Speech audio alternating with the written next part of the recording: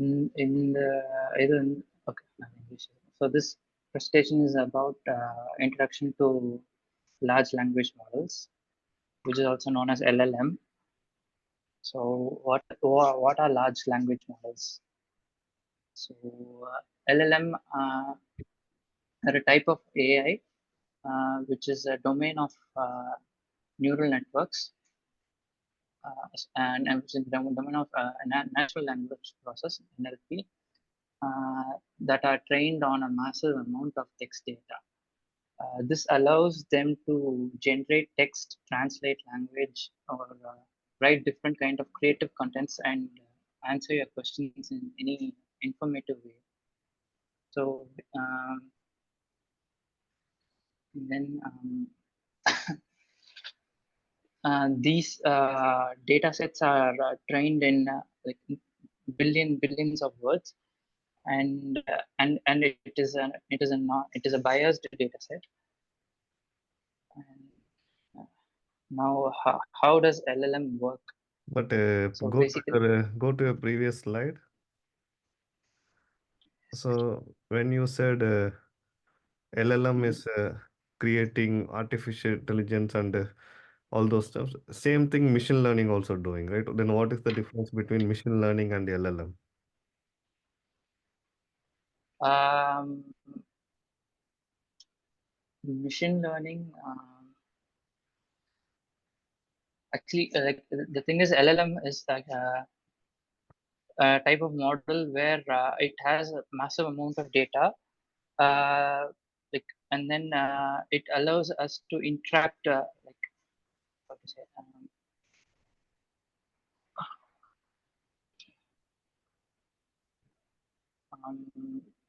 So you are correct. Go ahead. so it allows us to interact with the model, like giving, like for example, if we ask something to the model, it'll like consider our whole input, and like it will take our own whole input and convert it into a numerical So and that is how LLM works. You are actually, trying to explain me how LLM works. My question is, what is LLM? To understand very easily. And whatever you said is okay, applicable for ML also. So then what is the difference between ML and LLM? okay, okay. So basically, LLM data, like the pre-trained data from LLM, these are all available in like which available in books, articles, and like other sources. Hmm. Uh, these training process of LLM is a static relationship between the word and the phrase. Hmm. So, mm, sorry. So like whenever we ask anything to the any question to the model, it will like search from the internet sources or like the data set which it has, trained data set, and it will provide us the output. Like Okay. it uses the pre-trained data to Okay. generate new text or Okay. But what is the difference between ML and LLM? uh, Okay. So to make these things easy, LLM is large language module, right? And as you said, huge amount of learning material or huge amount of data is involved in LLM. LLM need to understand the context and then generate the test. That is true. But machine learning is the concept behind LLM. LLM is one application, uh, one machine learning application, actually. okay. Okay, LLM is one machine learning application focused on understanding and generating working with human language. Okay, LLM is an application for machine learning for understanding, generating, working with human language. Okay, Okay. and in machine learning, there is a concept called deep learning. Mm, Okay, LLM is particularly built using the machine learning technique called deep learning. Okay. Okay, so when you say train Uh-huh. context and they use NLP, NLP is the machine learning. So the difference between machine learning and LLM is LLM is, as you said, it has huge number of data. It understand, it generate and work with human language. Okay, and machine learning is being used in LLM, and LLM is the specific one of the application of machine learning, which is using deep learning technology. Okay. So you understood? Yes. Yes. Okay, let's go to the next slide. Okay. So now, how does LLM work? Hmm. LLM is a, as I said, is a domain of NLP model. So it uses the neural network architecture called a transformer. So a transformer are a relative new type of neural network, which is able to learn long range dependencies in text. This means they can take into account the relationship between a word that are far apart from the sentence, like random words from a sentence. Uh, so like it will understand the context of a piece, and then it will generate more responses from it. Uh, yeah. So yeah, as I said, it is a trained on based training is based on large data sets, and the output is generated coherent and contextual relevant text. Like based on the input which we give, it will generate new various possibilities of the sentence or something. Okay, but Uh, go to your previous slide. When you said it yes. is built on neural networks, what is neural networks? Machine learning, like you said just now. Huh? It's a domain of machine learning. I'm not getting you. What is neural network? Can you hear? Yeah, I can hear. What is neural network? So and then like sorry, let's say uh, like Okay, it's a machine learning. okay. Uh, Oh, it's okay. So, what is neural network? Neural network is the foundation element in the artificial intelligence and machine learning. Okay, mm, it is a mm, foundation element. Why we say foundation element? Because in biologically, in human brains, there is a neural network. Okay, mm, mm, so mm, artificially, we are connecting the neural network, which called as ANN, which mm, composed of neurons. Okay, where mm, it is neurons are interconnected, work together to solve specific problem. Okay, mm, neural network is a backbone for deep learning technologies. Okay, enabling machines to recognize the pattern or solve complex problem. So why we mm, use neural network here? Because as we said in the earlier slide, we are using deep learning for LLM. Deep learning technology is kind of a technology where we train the machine itself. Okay. You have mm. to mute your phone. It's ringing every Yeah, second. yeah. So I've muted. actually, the neural network is the backbone for any deep learning technology for machines to recognize any patterns and solve the complex problem. Okay, Mm, mm, so that's mm, why we say built on neural networks. Now mm, the mm, second point is learn from large train. Okay, learn from large data sets. Okay, training process.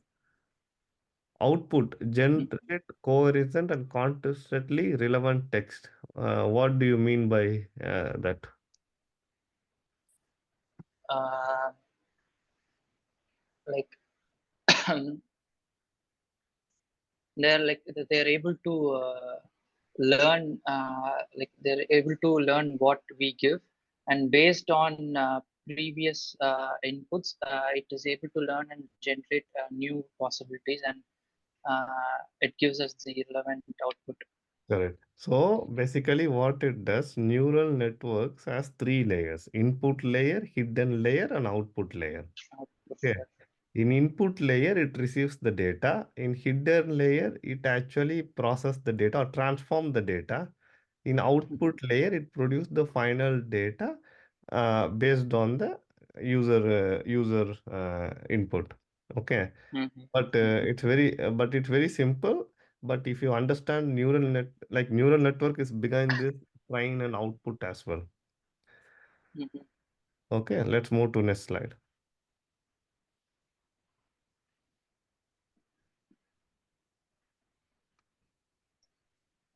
Evolution of LLMs. Hmm.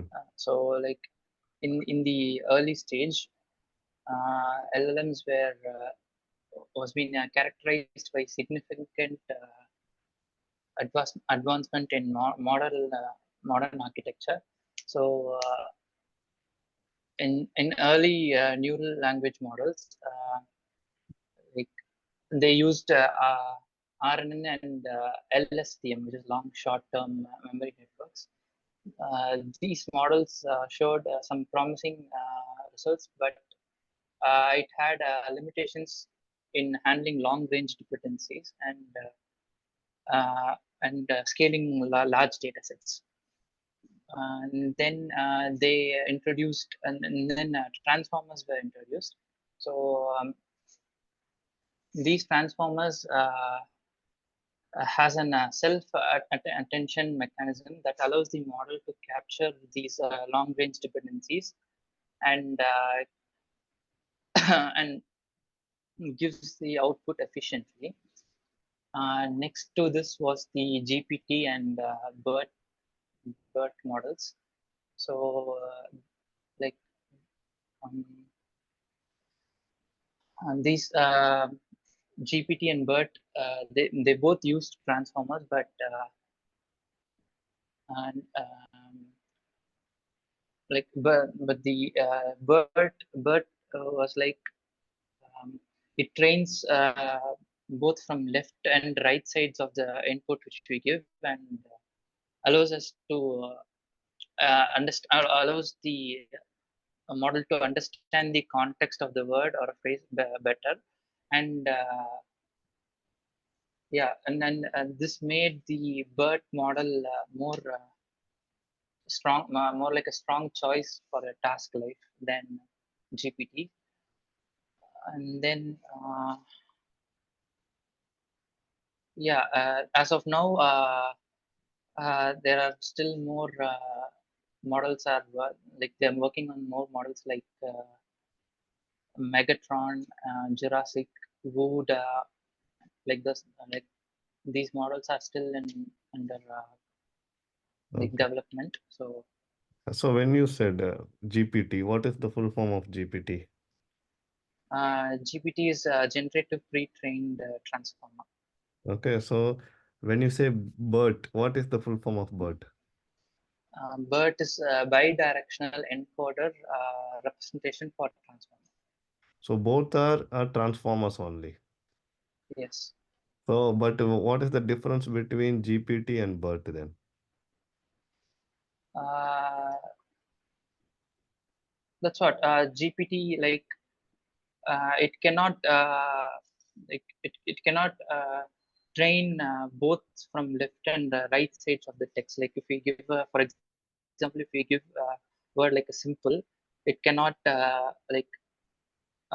predict the words before simple like that. It'll make a sentence from the word simple and then preceding words, but it cannot like generate words before simple. Yeah, that is true. Like, but it is like GPT always see the next word, but Yes, BERT will see both front, like left and right and word. yes, yes. But if you see GPT is popular, then Yes. BERT. Do you know why? Yes. Uh, I don't know. Because everyone is using GPT, not BERT now. Mhm. So do you know why? No. Okay, because if the GPT, Mhm. we have several factors where we Chat GPT itself a product which designed and shared. We call that as a generative model. Okay, Mhm. generative AI. Mhm. Whereas BERT requires a architectural way, architecture. Like if you want to work on like Excel, how you are working on Excel, you require some understanding. Mhm. But with GPT, we know like it's like a chatbot. Like most chatbot are built on GPT because it Yeah. will just understand. Like if you ask hi, it will say hi. Okay, Mhm. BERT is since it is a bidirectional, it can also do sentiment analysis. If you say hi, Mhm. are you saying hi in good mode or are you saying hi in sad mode? Based on that, I can reply, hi, hope your day is good or you feeling bad. Okay, so Mhm. GPT is more of a writing assistant. Okay, Mhm. BERT is more of a more of interpreting, like more of so no more than the more than the GPT, where it also try to answer your questions in a way where it also understands the meaning out of it. Okay, but Mhm. there are there are significant performance problem in BERT. Okay, so when you Mhm. use Google search, they use BERT. But we should know both about it. And when we fine tune BERT, it actually effectively, highly effectively can be used in Yes. GPT. But we need to fine tune it because Mhm. GPT-3 does more than what BERT is doing. Okay, Mhm. but this will improve anyway. We can go to next slide. Yes. One Now more we question. You said GPT or BERT or transformer model. So can you give a Mhm. short what is the transformer model is doing? uh, Why we say so transformer model? well, it has a self-attention mechanism which allows the model to weight the important segment or sequence which is related to the input which we give, Hmm. and it allows to capture the long range dependencies and contextual information effectively. Hmm. Uh, yeah, but I don't know how much I understood, but it is easy. So we are Mm-hmm. using deep learning here. Okay. Mm-hmm. In the deep learning, there is a specific architecture called transformer models in the Yes. deep learning. So what it does, it particularly influential in NLP, natural language processor, because we are using Mm-hmm. natural language processor to understand the human text and reply. Machine understands the human. That is the natural language processor is doing. Mm-hmm. Okay, so when we talk about transformer model has two models within the transformer. One is RNN, which is recurrent natural network, LSTM, Yes. which is long short term Long memory shot. units. Okay, those Mm-hmm. so those are the modules where it helps the deep learning when we talk about text generation, generating the text. Okay, Mm-hmm. transformer model use NLP. They became the state of the art for this, like GPT or BERT, to support this text generation. Okay, Mm-hmm. using the NLP. So NLP understands the language, human language. Transformer use the human language to the computer language, and it tries to generate the text. Okay, so it is the architecture which already there in the deep learning. Okay, we no need to Mm-hmm. go in detail, but hope we will discuss more. Okay, now let's talk about Okay. applications of LLM. Go ahead. applications of LLM. So LLM can be used for a variety of tasks, including which includes mission translation, text summarization, chatbots, or writing different kind of creative contents and answering your questions in an informative way. So let's say in mission translation, LLMs are used to translate text from one language to another, whereas in text summarization, LLM can be used to create a shorter version or a longer version of the text which you require with the points, main points. Uh, and then like the chatbots, which chatbots provide us customer supports or answering the questions about product which we buy or something like that, or a service. Um, Other than that, LLMs can be used to write creative contents like poems or song or an email or a letter like that. Yeah, there are like many possible ways where we can use this model. Next is benefits of LLM. So benefits of LLM is that the first thing is like you can automate our tasks, like day-to-day tasks. For example, if we are somewhere like in a country where we don't know the language, we can use the translate thing to translate from one language to another, or make an email, uh, make the model to write an email for us, day-to-day email for us, or something like that. Or we can use it for research purposes, like um, writing our dissertations and um, uh, generating codes, scripts like that.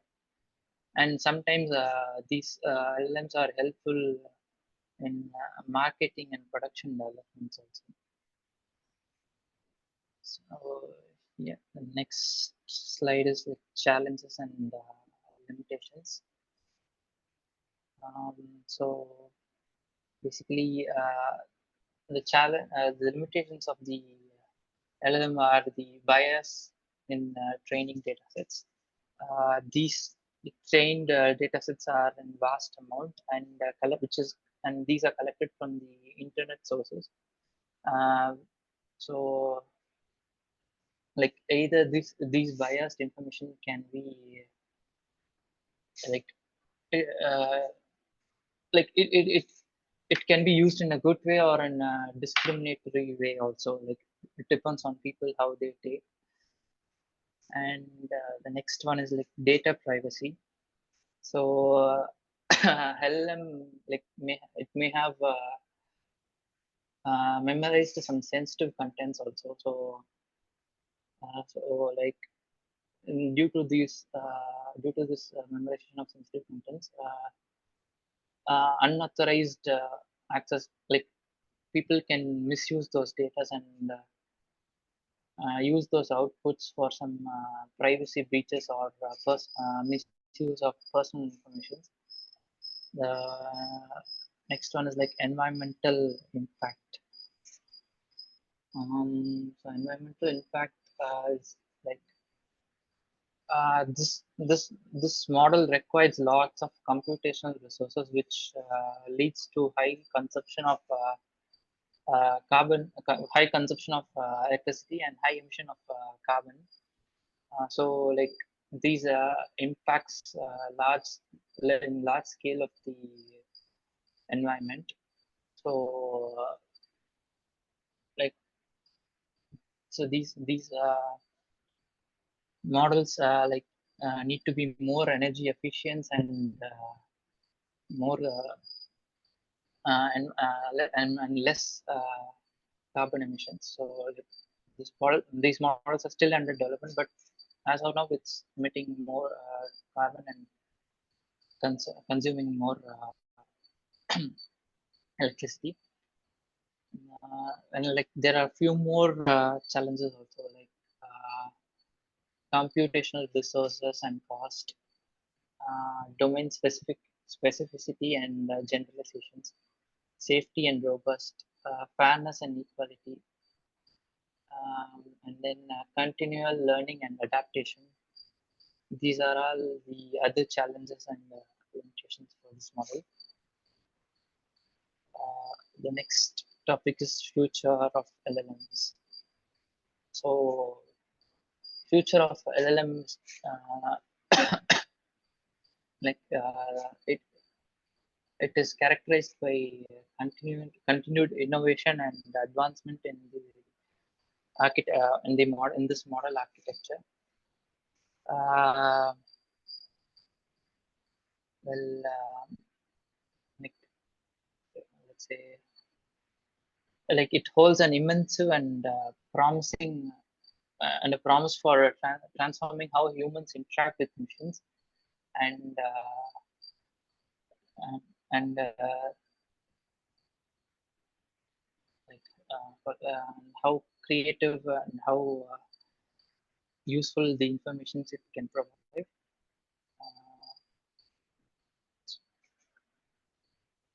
Like yeah, so Yeah, we understood. Go to next one. How many uh, slides you have more? 9. This is the last slide. Okay, go ahead. So in conclusion, LLM represents a groundbreaking advancement in AI. Hmm. The evolution has been marked a significant advancement in the model architecture. So, which helps us to develop models like GPT and BERTs, and LLM offers numerous benefits, including improvement in communication, automation, creativity, and etc. So these models are still, since these models are still under development, uh, it has certain limitations too. Uh, well, yeah, Okay. but So it has potential.